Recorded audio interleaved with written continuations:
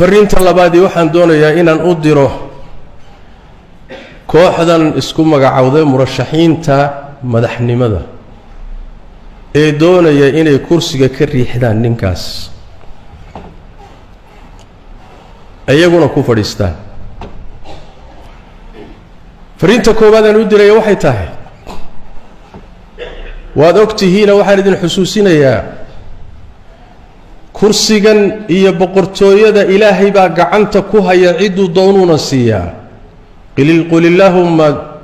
maalika almulki tu'ti almulka man tashaa'u wa tanzicu almulka mimman tashaa'. dagaal iyo dadaal loo galayna laazim maaha in kursigaa lagu gaadho. midaan dadaalin buu ilaahay siiyaa. mid dadaalay oo dagaalamayna ilaahay waa ka qadiyaa. ilaahay baa hayoo gacantiisa ku jiroo bixiyee bal horta rumeeya. waa midda labaadee kursigu waa mid laba ruuxna ma wada qaado, 10na ma qaado, 7na ma qaado, hal buu qaadaa.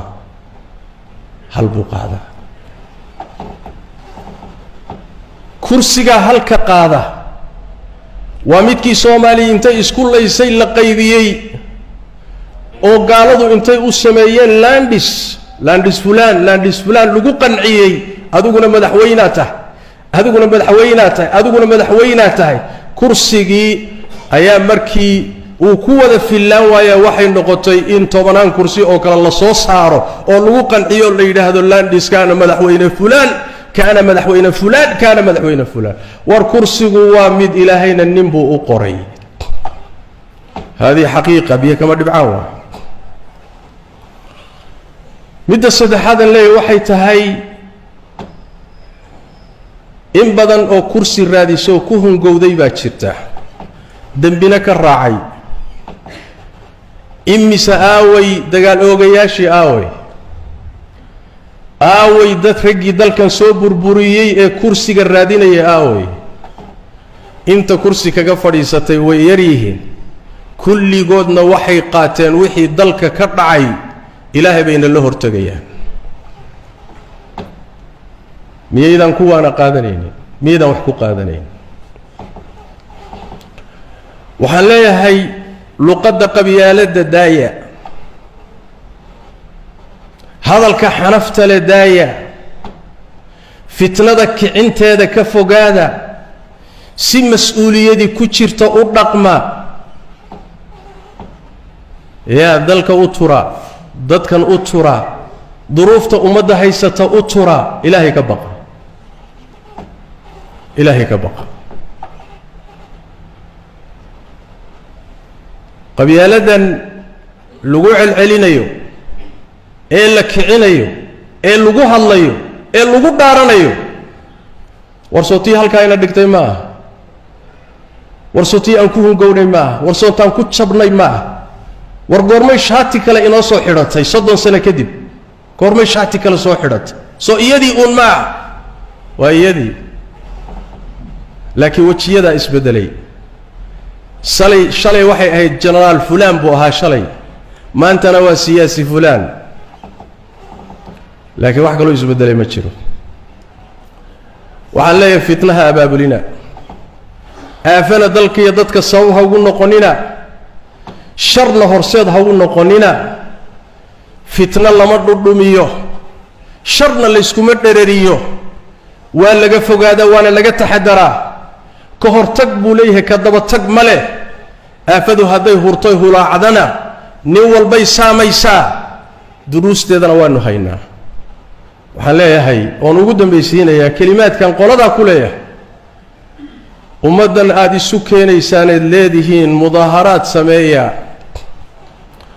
oo saaxadaha iyo bannaanada aad isugu keenayseed leedihiin dastuurka noo ogol. war waxaan idin leeyahay meeshu waa muqdisho. war waxaan idin leeyahay muqdisho idinkaa naga yaqaana. war bishiiba intaasoo qarax baa ka dhaca, war maalinkiiba intaasaa lagu dilaa, war magaalada hubbaa dhexdeeda yaalloo ku faafsan, war kooxa dadka laayaa tifka ah ama diin ha sheegteen ama kuwo kale ha ahaadeen war way fududahay dadka isu iimaanaya dhexdooda in balaayo laga qarxiyo war mid baa ku dhex dhuuman karo isqarxin karaya war mid baa ku dhex dhuuman karo oo dadkan kada taxabadayn karo layn karaya war ayagaydan kontrooli karaynin oo hadday dhaqaaqaan xoolahana burburini hantidana burburini oo boob iyo dhacba iimaanaya hanti la burburiyaa iimaanaysa mana kontrooli kartaan dawladina ma kontrooli karto been waay ya dawladaha waaweyn baa kontrooli kari waay mudaharaadku markay dhaqaaqaan dadkan waxaa ku jira dad xilma kas ah dad waxaa ku jira wax booba cisaabaad ijraan baa ku jira ya war maraykan baa kontrooli waayey oo faransiis baa kontrooli waayey oo ingiriis baa kontrooli waayey oo dawladihii xoogga badnaa baa kontrooli waayey ummaddu hadday dhaqaaqdo lama kontrooli karo waxa dhici karana ma saadaalin kartaan isweydiiya yaa mas-uuliyadda qaadi doona isweydiiya yaa mas-uuliyadda qaadi doona markaad ummaddan ku khamaaraysaan oo keliya ujeeddadiinnu ay tahay inaad ku abuurtaan keliyata breshar aad ku abuurtaan qolada idinka soo horjeeda oo waxaan la yidhaahdo muxuu ahaayey caalamka aad abuurtaan breshar ku abuurtaan ujeeddadiinnu intaa tahay waxay dhici kara iyo dhiigga daadan kara iyo aafada imaan karta iyo hantida burburi kartada aad wax badan ka ogsoon tihiin maxaad u khamaaraysaan maxaad dhiigga ummadda ugu khamaaraysaan maxaad masaalixdeeda ugu khamaaraysaan maxaad hantideeda ugu khamaaraysaan bimujarad inaad kursi gaadho aan la hubin inaad gaadhi doonto maxaad ugu khamaaraysaan dastuurkaa qaba waa xaq dastuuri ah war dastuurkan qabayo waa kee ma kii gaaladu idiin dejisay soo ma ah kii idinkala qaybiyey soo ma ah kii landhiska idinka dhigay soo ma ah dastuurkan aad sheegaysaan haddii uu kitaabkii ilaahay iyo sunnadii nebiga ka hor yimaado waa xaq dastuuri ah dastuurkiinba caqligiinni iyo wacyigiinnu hadduu heerkaa joogo maanta aad garan la'dihiin war maxaa imaan kara maanta ummadda meeshaa laysugu keenayo maxaa ka dhalan kara aad qiyaasi la'dihiin masaladu masale siyaasadeed maaha masale dawlad loogu hiilinayo ma aha mas'aladani waxa weeye waa muslimiin lagu khamaarayo dhiig yar oo ruux muslima ka daata ayaa ka muhiimsan dhiig yar dhimasho ma aha dhiig muslim oo daata oo dhaawac ku daata ayaa wallaahi uma wallaahi ka muhiimsan kursiga iyo waxay u ordayaanba nebi maxamed baana sidaa yidhi salawaatu rabbi wasalaamu calayh war ilaahay ka cabsada war ilaahay ka baqa war aakhiradiinna ilaaliya war ummaddan ha ku khamaarina war dalkan dhibka ka daaya war waxaan kadaata farsameeya war isu tanaasula war tartiib u wada hadla war wixii maslaxa isla xaqiijiya war damiciinna dib u liqa masaalixdii damiciinna khaas ka ah maslaxada dalka iyo dadka ka hormariya ilaahayna uga baqa tabaaraka wa tacaala fariintayda ugu dambaysa waxaan doonayaa inaan idhaahdo shacabkan miskiinka ah ee lagu ciyaarayo ee maalinna magaca qabyaaladeed loo soo huwanayo maalinna magacyo kaleeta loo soo huwanayo rag damac iyo kuraasi iyo shahwo kursi haysana ay maalinba dab ku daadinayaan shacabkan miskiinka waxaan leeyahay shalayna wixii meeshaa ina dhigay waa wacyi-xumadeenna nimankii jabaadaha hogaaminayee gaaladu ay soo taageertay ee dalka burburiyey waxay inugu kacsadeen qabyaalad iyo ree hebel markaan gubannayna innagaa dabkii ku gubannay maantana waa sidii weeye cidda guban doonta oo dabka ku guban doonta waa innaga waa shacabka waa hooyada waa carruurta waa ardayga wax baranaya waa curyaanka war innagaa gubanayna waa dalkeennii waa deegaankeenii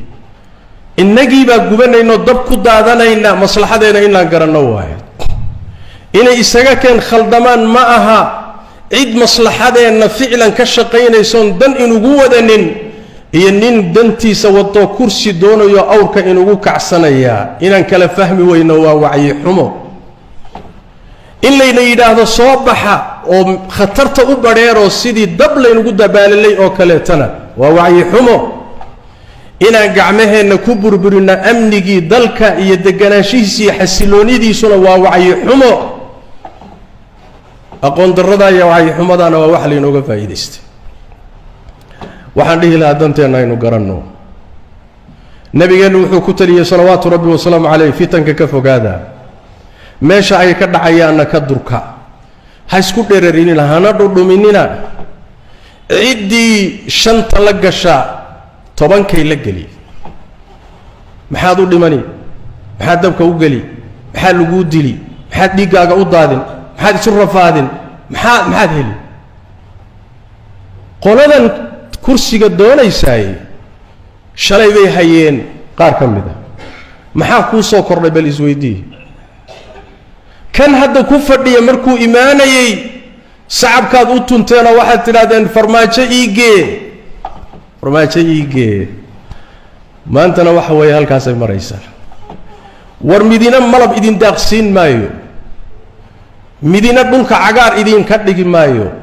ninna shidaal idiin soo saari maayo ninna duruufihiinnan ka jawaabi maayo iyo aafada idin haysata ka jawaabi maayo aan idiin sheegay danteenna aynu garanno fitankana aan ka fogaanno yaan layna isticmaalin ayagana wixii maslaxa aan kula talin oon gacanta qabanno gacanta inaan qabanno warkadda dalka annagaa leh annaga lexjecla naga haysa haddayna adiga kaa haynin hadday ogaan lahaayeen shacab is-hortaaga hadduu jiro inuu jiro hadday ogaan lahaayeen shaki kuma jiro waxyaalaha qaarkood way ka gaabsan lahaayeen laakiin waa layna tijaabiyey waana layna arkay marka waxaan leeyahay wacyi aan yeelanno masaalixdeenna aynu garanno danaheenna aan ilaashanno nabigeenna wuxuu yidhi salawaatu rabbi wasalaamu caleyh sheegay markay fitanku kacaan oo aafaadku sidan oo kale u istaagaan danahaaga khaaska aad danta caamkaana isaga tag nebi maxamed baa yidhi salawaatu rabbi wasalaamu caleyh danahaaga khaaska aad dukaankaaga aad ganacsigaaga aad hawlahaaga aad mudaaharaad iyo kursi iyo orod iyo qajajac iyo isaga tag dantaada ma ahe ka danayso yaa leh macnaha nebi maxamed baa leh salawaatu rabbi wasalaamu caleyh waa haddaynu yeelaynaynu qaadanayna isagaana dantu inoogu jirta meesha maanta aynu joognaayey waa meel inaynu ka soo kabanno ka soo waaqsanno ay qaadan doonto cuquud qaadan doonto tobanaan salay qaadan doontaa maxaa yeelay shalayna qabyaalad baa laynoo isticmaalay maantana dowlad goboleedyaa laynoo isticmaalayaa dowlad goboleedyadan yaa dhisay sistamkan yaa soo dejiyey gaalaa soo dejisay beesha caalamka haddaad maqasho beesha caalamka waa dana gaalo waaye aad baana uga xumahay mutacalimiintii soomaalidu in warkooda ku bato beesha caalamka noo soo gurmato beesha caalamka war beesha caalamku yaa waay beesha caalamkay kuu soo gurmanaysa yaa waay caqli xumadaada iyo waxyi xumadaada intaad walaalkaa isfahmi weydeen walaalkaa baa waxaad leedahay beesha caalamka ay beesha caalamka beesha caalamku soota adduunka burburisay maaha waa adduunka halkaa dhigtay maaha war waxyigeenna aynu garanno soota halkaa ina dhigtay maaha qabyaaladii reehebel iyo reehebel ahayd unbaa maanta waxaa loo bixiyey landis iyo landis xaggeed ku aragtay dowlad goboleed dowladdii dhexe ka awood badan xaggeed ku aragtay adduunka xaggee ka jirtaa oo dowladdii dhexe amarka ka soo baxay maya dhihi karta oo diidi karaysa xaggeed ku aragtay mihaal qaata billaahi calaykum waa idinku dheereeyey kenyaynu hadda joognaa countiga governaha dowlad goboleedka madaxda ka ah dowladda dhexe amar hadday bixiso isagoo jeebaysan baa la soo qabanaa ma tahay mise ma aha etoobiya waatan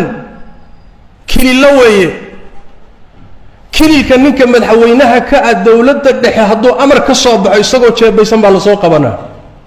wayna dhacday xaggee buu ka yimid systemkan markaa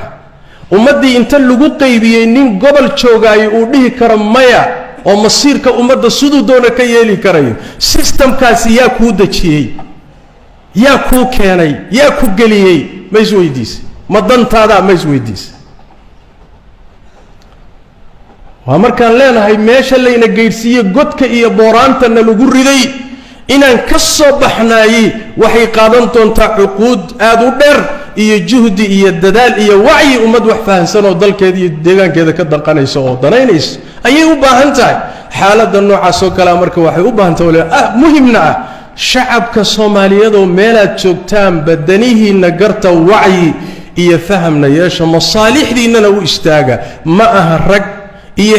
hebel ma laakiin masaalixdiina dalkiina iyo deegaankiina iyo diintiina iyo dadkiina sallu wa sallimu ala khatamil anbiya'i wal mursalin allahumma salli wa sallim wa barik ala 'abdika wa rasulika muhammad wa ala alihi wa sahbihi ajma'in warda allahumma 'an as-sahabati wat tabi'in وتابعيهم ومن تبعهم بإحسان إلى يوم الدين اللهم إنا نسألك الهدى والتقى والعفاف والغنى ربنا ظلمنا أنفسنا وإن لم تغفر لنا وترحمنا لنكونن من الخاسرين اللهم يا حي يا قيوم برحمتك نستغيث ردنا إليك ردا جميلا ووفقنا لما تحب وترضى اللهم اغفر للمسلمين والمسلمات والمؤمنين والمؤمنات الأحياء منهم والأموات برحمتك يا أرحم الراحمين وسبحانك اللهم بحمدك نشهد أن لا إله إلا أنت نستغفرك ونتوب إليك